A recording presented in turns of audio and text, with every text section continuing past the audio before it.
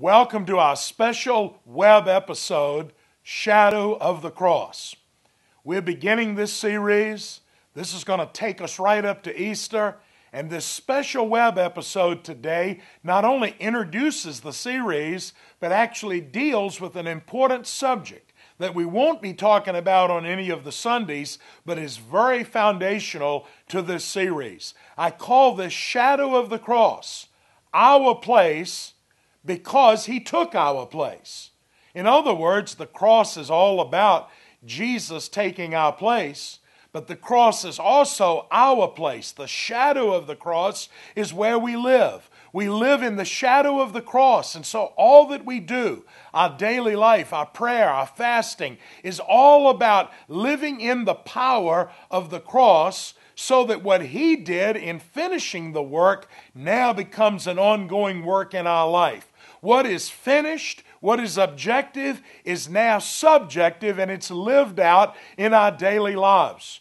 Many people may understand some things about the cross, but are we living in the shadow of the cross?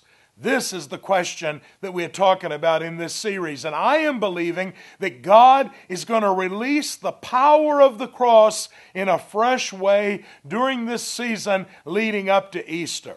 Paul says we want to know him and the power of his resurrection, even as we are made conformable to his death and to his sufferings. So living in the shadow of the cross is, first of all, a revelation of what he has done, but it is also an ongoing lifestyle, living in this shadow that the cross provides. Now, today on this special web episode, I want to talk about a theological concept, a word out of Scripture that is not often talked about, but is crucial to understanding Jesus taking our place. And the word is imputation. It's actually an accounting term, impute, where something is taken from one journal entry. A journal entry on a log, on an accounting log, is actually taken from one part of the ledger and imputed or counted in another part of the ledger. This word, this Greek word, impute, is in the book of Romans chapter 4, and I want to read some scripture today that talks about this. It's the story of Abraham, and it's really our story. In Romans chapter 4, verse 3, the scriptures tell us Abraham believed God, and God counted, or God imputed him as righteous because of his faith. When people work, their wages are not a gift, but something they have earned. But people are counted as righteous. Here again, we get this term imputation. We are counted in God's logging system, in his accounting system. We are accounted as righteous not because of our work, but because of our faith in God who forgives sinners. Reading on in verse 9 of chapter 4 of Romans, Paul says, now is this blessing, speaking of what Abraham did, only for the Jews, or is it also for uncircumcised Gentiles? Well, we have been saying that Abraham was counted as righteous by God because of his faith, but how did this happen? Was he counted as righteous only after he was circumcised, or was it before he was circumcised? Clearly, God accepted Abraham before he was circumcised. Circumcision was a sign that Abraham already had faith, and that God had already accepted him and declared him to be righteous even before he was circumcised. So Abraham is the spiritual father of those who have faith but have not been circumcised. Those of us who didn't use religion to get to God, but who just poured ourselves on the altar of God's grace, knowing that we were sinners and the only way we could be counted as righteous is by believing in God. Abraham is our father, if that's you. So the scriptures go on to say they are counted as righteous. In other words, people who believe are accounted as righteous because of their faith. Reading on, let's look at it like this. Verse 16, so the promise of salvation is received by faith. It is given as a free gift. The cross is a free gift. and we are all certain to receive it, whether or not we live according to the law of Moses, if we have faith like Abraham's. For Abraham is the father of all who believed. Reading on, and Paul goes on to say, because Abraham believed, God counted those things which were dead as now being alive. So here's what the scripture says. Abraham never wavered in believing God's promise. In fact, his faith grew stronger, and in this he brought glory to God. He was fully convinced that God is able to do whatever he promises. And because of Abraham's faith, God counted him as righteous. And when God counted him as righteous, it wasn't just for Abraham's benefit. It was recorded, and this is the key to our teaching today in this web episode and also to what we're going to do all this month. It was recorded for our benefit too, assuring us that God will also count us as righteous if we believe in him, the one who raised Jesus, our Lord, from the dead. He was handed over to die because of our sins, and he was raised to life because of our righteousness. In other words, he was raised to life to make us right with God. So here's what happened. We were sinners. Jesus was not a sinner. He was the only man who ever lived on this earth without sin. And yet he who knew no sin became sin for us. Why? So that our sin could be logged onto his account on the cross. This is imputation. It means it's an accounting term where something is taken from one column in the accounting log and transferred over to another. My sins were taken from my life and imputed to Jesus on the cross. The reason he had to be born as a virgin to a virgin mother was so that he would not take on a sin nature. He knew no sin.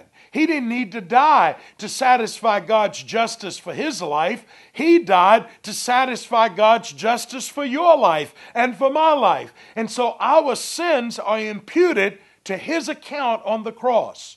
That's why he died such an excruciatingly painful death, because the sins of the whole world were upon him. That's the power of the cross. He takes our sins. And so our sinful log is totally imputed to him. That means everything you've ever done that was wrong, everything you've ever thought about doing that was wrong, everything you didn't do that you should have done, everything you did that you shouldn't have, it's all imputed to him.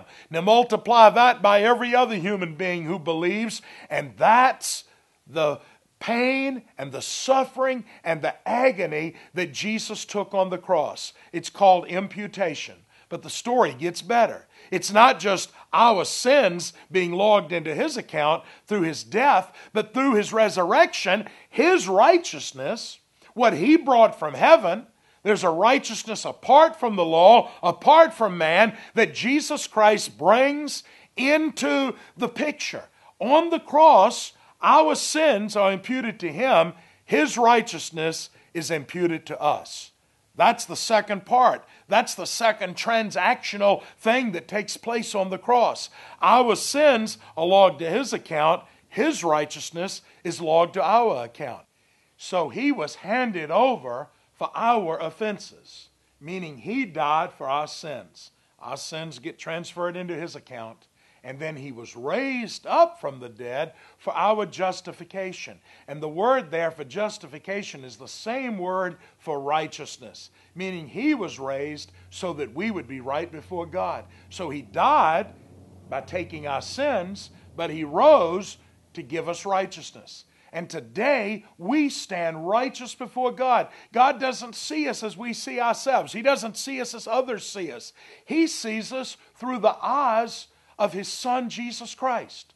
Rose-colored glasses. Gordon Gibbs, my mentor, used to call it. God sees us through rose-colored glasses, meaning that we stand righteous totally because of the finished work of Christ. He took my place.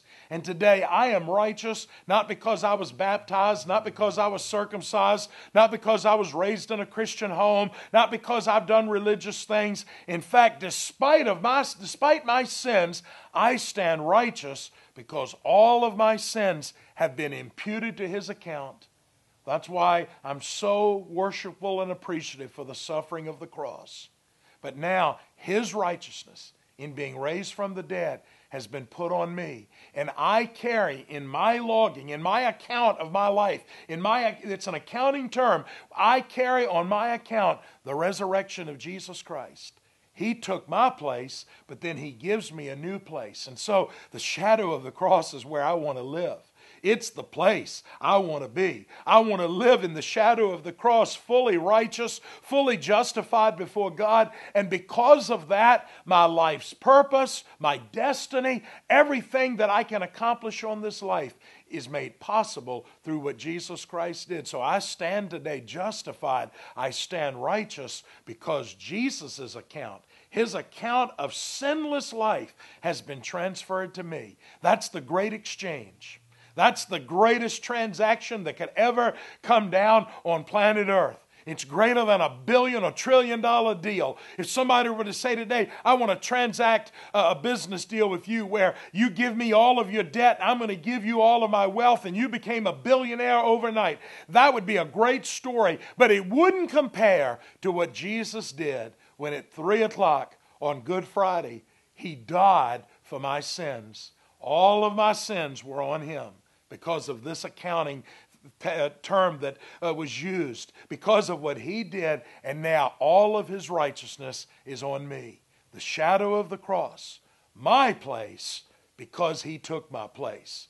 My prayer for you is, as we enter into the season leading up to Easter, as we begin to prepare our lives, we would do so not out of a position of weakness, not, oh me, I'm a sinner, but we prepare our hearts, we fast, we enter into believing for breakthroughs in our life, not because we've got to earn something before God, but because of our standing as righteous men and women who have believed in the finished work of the cross.